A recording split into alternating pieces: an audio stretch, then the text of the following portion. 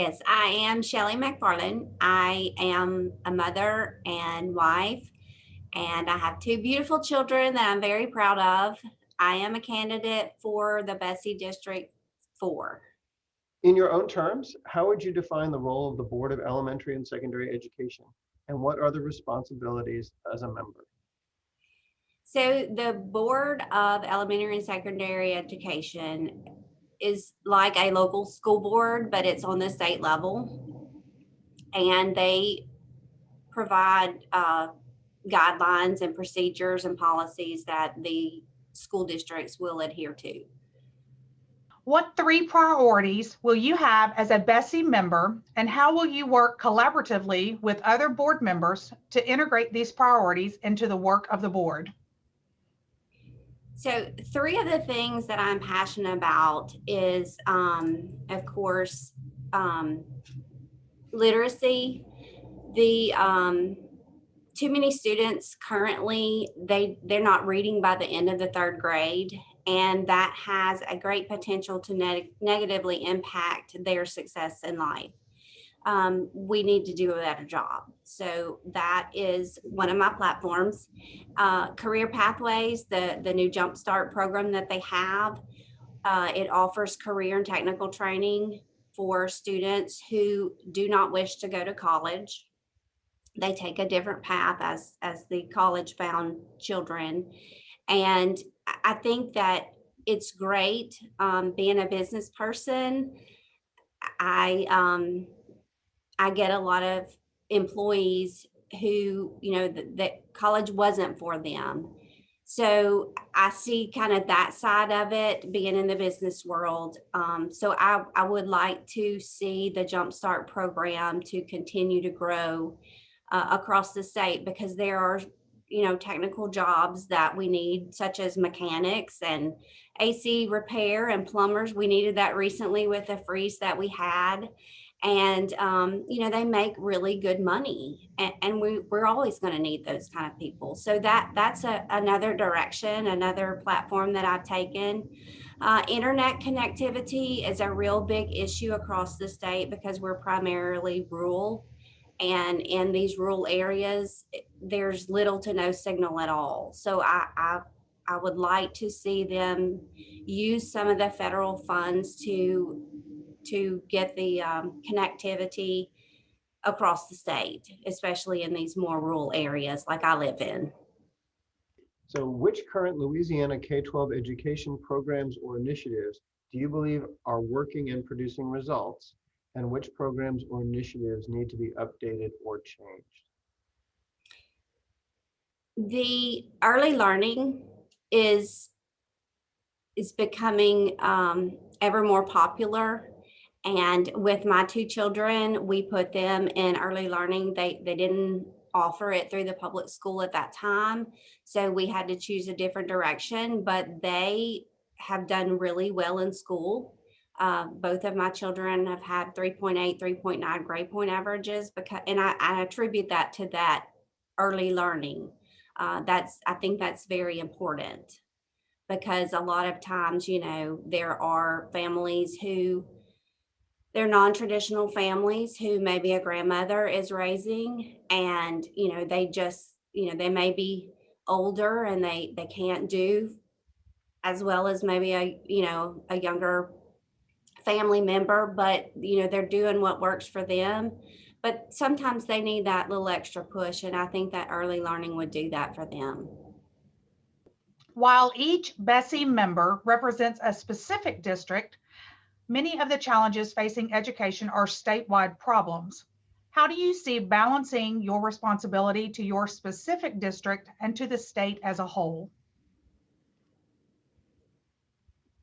Each district is different. It is as diverse as our people are. Every child, deserves an option. And as a BESE member, I plan to reach out to my local districts, because they know best what their district needs. All of them are different. they will have some of the same issues, but some of them will have different issues, such as Caddo, which is a bigger parish than Wynn. And so you have to take, one district at a time. You can't lump them all into one. So that is where I will rely on more local government to help to guide me in what their needs are and what their wants are, because they're all different across the state. As far as, a state, I guess I would have to lean more on some of my other members and maybe even develop some relationships with other people across the state as far as local government for their input. So the current COVID pandemic has required significant changes in the way in which instruction has been delivered around the state. Are there any COVID-related changes that you believe are effective and should be continued? And are there other changes which you believe should not? As a mother, my youngest child is still in school, and she has been sent home for quarantine for over 40 days just this school year. For me, or for her, she does well with in-class room learning. If she has a question, she's going to answer it immediately. She wants an answer right now. And it's been difficult for her to have to email the teacher and get an answer because it's not immediate. I am glad that they lessen the restriction, because I do believe that in-school learning is important for all the children, as well as the socialization that they get from being with other students. Sometimes the kids learn better when they, have small groups and they can pitch ideas and throw things around. And I just believe that's very important. And I hope soon we will see them go back to in-school learning and no more virtual. The current COVID pandemic has highlighted both the impact that technology can have in student learning, as well as the access disparities that can inhibit student achievement. What role, if any, do you believe BESE has in helping to address statewide access to broadband for students and teachers? So I guess I don't know what kind of role they would play in that. I believe that's kind of more through the legislature. But if I, as a member, can push the legislature to do that, I would really love to see it, because I mean, we are in a very rural area, and like I said before, have limited connectivity to none in some places. And it's hard to do your schoolwork when you don't have access to the internet. And that for us, I've spoken with my local district, and it's been difficult. We're down to 60 virtual students at this point, and some of them aren't even turning in assignments, and it's because of internet. They have none. They have opened up the school internet so that they can go to the parking lot and upload their schoolwork and download more schoolwork. But it's just a hindrance, I guess. It's a challenge for those students. Now, I will say that the teachers have really stepped up and gone above and beyond to do this virtual learning, because it's a great task that they're given. And my hat's off to them, because they've really done a wonderful job. So what do you see as the biggest challenge facing Louisiana's K-12 system? And how do you believe BESE should address it? As I have been out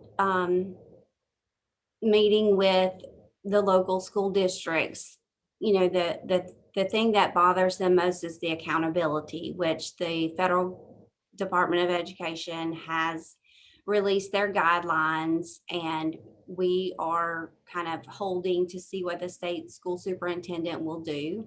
I have no doubt that it will be kind of a sigh of relief for those teachers in schools, because yes, we need to determine where these students are so that we can measure growth, but not be held I don't want to say accountable, but it's hard to make a score when they're out of school every other few weeks. I mean, like I said before, my daughter's been out for more than 40 days. We've had 2 hurricanes and we've had a major ice storm. So every time you turn around, that they're out of school for something, and that disrupts the learning process. So it's, it's difficult. Okay, this will be your final question and will include your final remarks. Is there anything you would like to address that we have not yet covered? I don't think so. I'm very passionate about the opportunity to do this, and if anything suits me, my children have been my priority for all of their life, and I would like to extend that to the rest of the students of the state, and just know that, my heart is with the kids, and I will hopefully be an advocate for them to give them the options and the choices that they deserve for a good education.